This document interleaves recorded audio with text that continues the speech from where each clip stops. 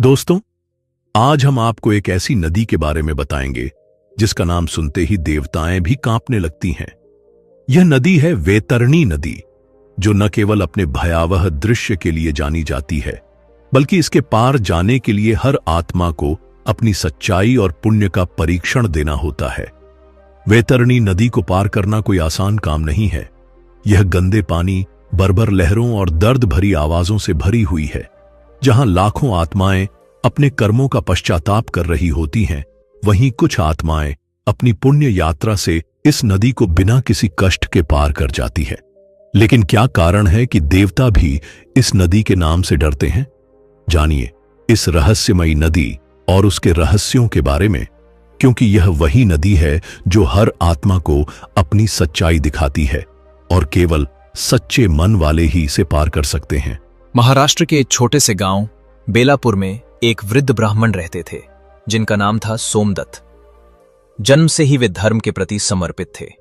उनका जीवन पूरी तरह से पूजा पाठ, यज्ञ और दान पुण्य से जुड़ा हुआ था। उन्होंने वेदों का अध्ययन किया था और यज्ञों में पारंगत थे। उनके जीवन में कोई भी बुराई नहीं थी, बल्कि उनका हर कदम समाज के भले के लिए था। गांव के लोग उन्हें बहुत मानते थे और जब भी कोई दुखी होता, वे सोमदत्त के पास जाते। सोमदत्त उन्हें न केवल धार्मिक सलाह देते, बल्कि उनकी मदद भी करते थे। समय के साथ सोमदत्त का जीवन भगवान विष्णु की भक्ति में लीन हो गया था। वे प्रातः और सायं तुलसी के पौधे के पास दीपक जलाते और भगवान विष्णु के सहस्त्र नाम का पाठ करते। उनका जीवन संतुलित, शांत और सरल था। उन्हें भक्ति में इतनी गहरी लगन थी कि हर दिन वे अपनी दिनचर्या में इन कार्यों को आदत बना चुके थे। एक दिन जैसे ही सूर्योदय के साथ आकाश में सुनहरी किरणें फैलने लगीं, सोमदत्त ने तुलसी के पौधे के पास दीपक लेकर पहुंचने की तैयारी की। जैसे ही उन्होंने दीपक जलाया, उन्होंने भगवान विष्णु के नाम का जाप करते हुए नमो भगवते वासुदेवाय का उच्चारण किया। अचानक उनके मुंह से नारायण शब्द निकला और यह उनका अंतिम शब्द था। सिर्फ कुछ ही क्षणों में उनकी आत्मा शरीर से मुक्त हो गई। उनका जीवन भगवान की भक्ति में समर्पित था और इसी भक्ति के कारण उनका निधन एक शांतिपूर्ण और दिव्य रूप में हुआ। सोमदत्त के शरीर से आत्मा के निकलते ही एक अद्भुत हल्कापन महसूस हुआ। चारों ओर एक दिव्य और शांति से भरा प्रकाश फैलने लगा। आत्मा ने नीचे देखा तो उनका निर्जीव शरीर तुलसी के पौधे के पास पड़ा था और उनके परिवारजन विलाप कर रहे थे।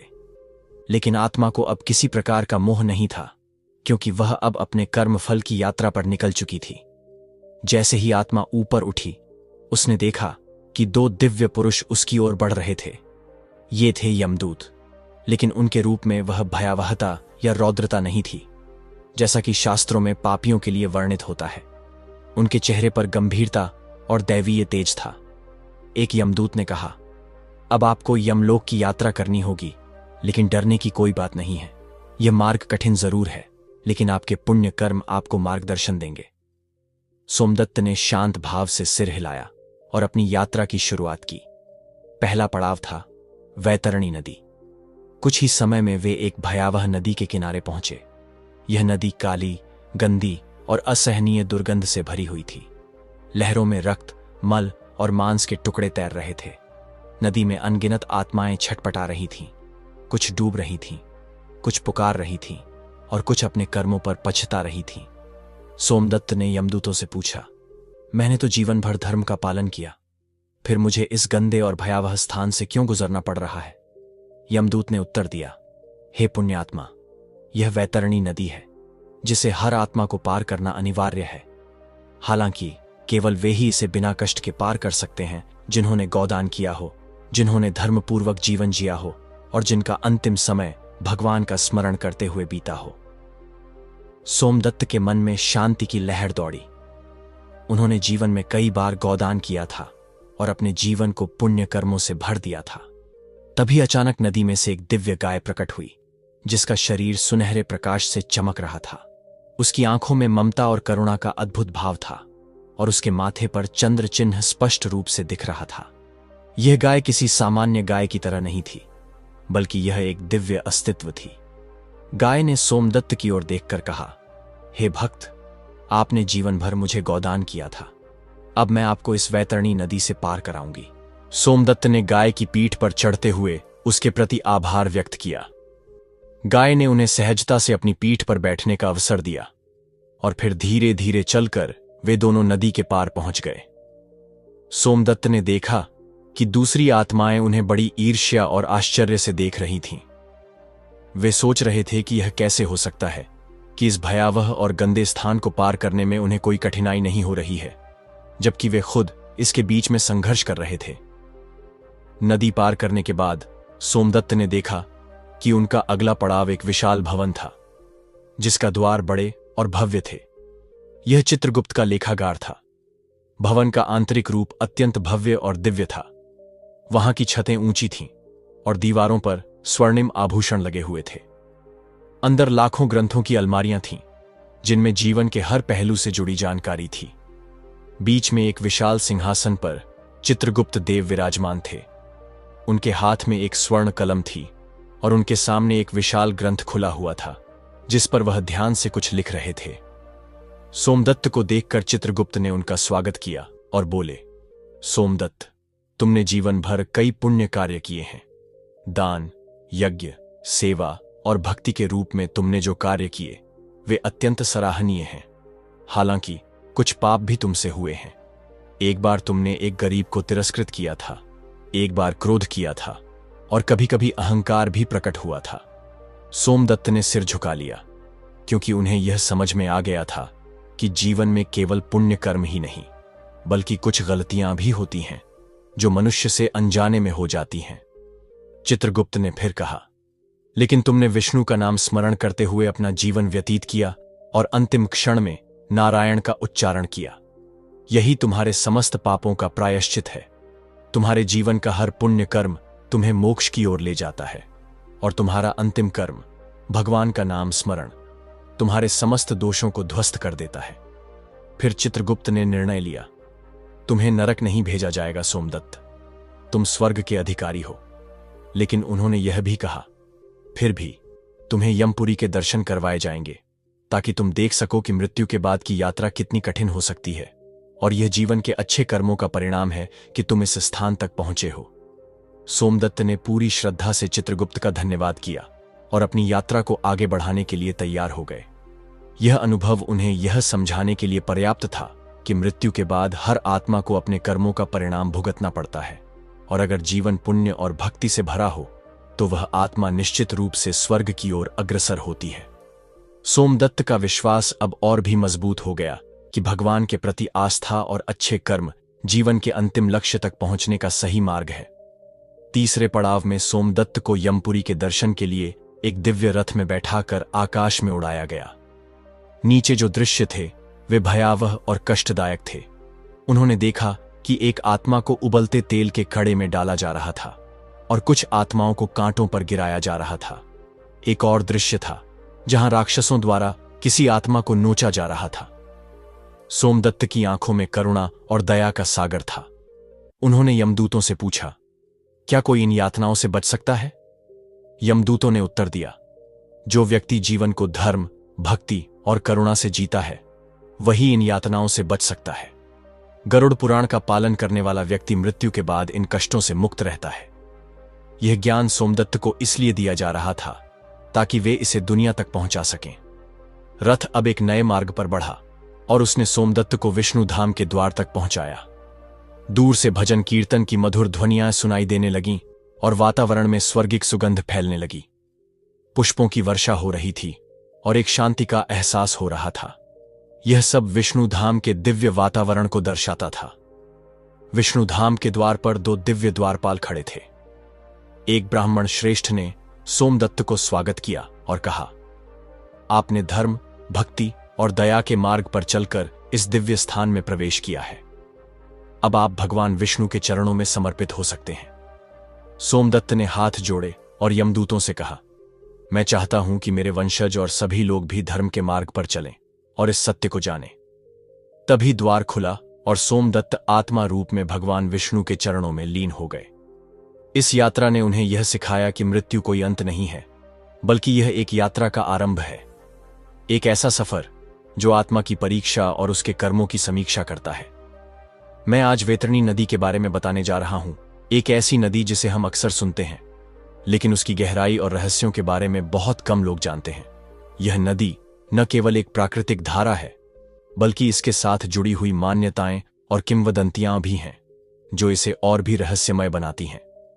वैतरणी नदी का मार्ग घने जंगलों, ऊबड़ खाबड़ पहाड़ों और अभेद्य भूमि से होकर गुजरता है। इस नदी का पानी स्वच्छ और ताजगी से भरा हुआ होता है, लेकिन इसके बारे में लोग कहते हैं कि यह नदी केवल उन्हीं लोगों को दिखती है जो सही दिशा में चल रहे होते हैं और जिनका मन शुद्ध होता है। नदी के किनारे कई छोटे छोटे मंदिर भी हैं, जहां श्रद्धालु पूजा करने के लिए आते हैं। इस नदी के बारे में सबसे दिलचस्प बात यह है कि यहाँ की बहाव के साथ बहने वाली आत्माएं, जिनका जीवन धर्म, भक्ति और त्याग से जुड़ा हुआ होता है, उसी नदी के पानी में शुद्ध होकर मोक्ष की प्राप्ति करती है। इस नदी का पानी साधक के लिए एक अमृत के रूप में माना जाता है। कहते हैं कि जो व्यक्ति पूरी निष्ठा से वैतरणी नदी के पास आता है और सच्चे मन से प्रार्थना करता है, उसे एक दिव्य अनुभव प्राप्त होता है, जो उसे जीवन के वास्तविक उद्देश्य को समझने में मदद करता है। वैतरणी नदी को लेकर एक और बात है जो बहुत कम लोग जानते हैं। यह नदी केवल एक पुण्य का स्रोत नहीं, बल्कि एक सजा का प्रतीक भी है। वह लोग जो जीवन में अनैतिक रास्तों पर चलते हैं, जिनका जीवन भ्रष्टाचार, पाप और अधर्म से भरा हुआ होता है, उन्हें वैतरणी नदी के पार जाना एक कठिन यात्रा लगती है। ऐसा कहा जाता है कि वैतरणी नदी के पास पहुंचना उनके लिए किसी बड़ी परीक्षा से कम नहीं होता। जो लोग अपने जीवन में पापों से लदे होते हैं, उन्हें इस नदी के पानी का स्पर्श करने के बाद कुछ अदृश्य शक्तियों द्वारा कड़ी सजा मिलती है। ये सजा केवल शारीरिक नहीं होती, बल्कि आत्मा और मन की गहरी त्रासदी को भी सामने लाती है। उन पर मानसिक और शारीरिक यातनाओं का एक दौर शुरू होता है, जो उन्हें अपने पापों का एहसास कराता है। कहे जाते हैं कि नदी के तट पर जो लोग अपनी गलतियों का पश्चाताप करते हैं, वही इन यातनाओं से बचते हैं। यह नदी न केवल एक शुद्धता का प्रतीक है, बल्कि एक न्याय का भी प्रतीक है, जो जीवन की सच्चाई को समझने में मदद करती है। जब तक व्यक्ति अपनी गलतियों का अनुभव नहीं करता, तब तक वे उस मार्ग से बाहर नहीं निकल पाते जो उन्हें मोक्ष की ओर ले जाता है। वैतरणी नदी के किनारे तपस्या करने का भी एक विशेष महत्व है। माना जाता है कि यहां पर साधक अपनी आध्यात्मिक यात्रा को पूरी तरह से बदल सकते हैं। नदी के तट पर ध्यान और साधना करने वाले लोग कहते हैं कि यहां की हवा में एक विशेष शक्ति है, जो उनकी आत्मा को शांति और शुद्धता प्रदान करती है। तपस्वियों का मानना है कि यदि व्यक्ति सच्चे मन से वैतरणी नदी के किनारे साधना करता है, तो वह अपनी जीवन यात्रा को सही दिशा दे सकता है। ऐसा कहा जाता है कि यहाँ की गूंजती हुई ध्वनियां और प्राचीन संस्कृत मंत्रों का प्रभाव उन पर एक गहरी छाप छोड़ता है, जिससे उनका आत्मज्ञान और बोध बढ़ता है।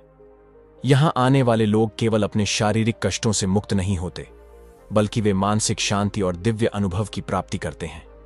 नदी का तट एक ऐसा स्थल बन जाता है जहां साधक और श्रद्धालु दोनों ही अपने भीतर के अंधकार को दूर कर प्रकाश की ओर अग्रसर होते हैं। इस स्थान पर साधना करने वाले लोग न केवल स्वयं को शुद्ध करते हैं, बल्कि समाज के लिए भी एक प्रेरणा का स्रोत बन जाते हैं। अब वैतरणी नदी का अंतिम सत्य यह है कि यह नदी केवल शारीरिक जीवन के अंत का प्रतीक नहीं है, बल्कि यह जीवन के अंत से परे की एक गहरी यात्रा को दर्शाती है। इस नदी के पानी में डुबकी लगाने से व्यक्ति अपने जीवन की असली अर्थ और उद्देश्य को समझने लगता है।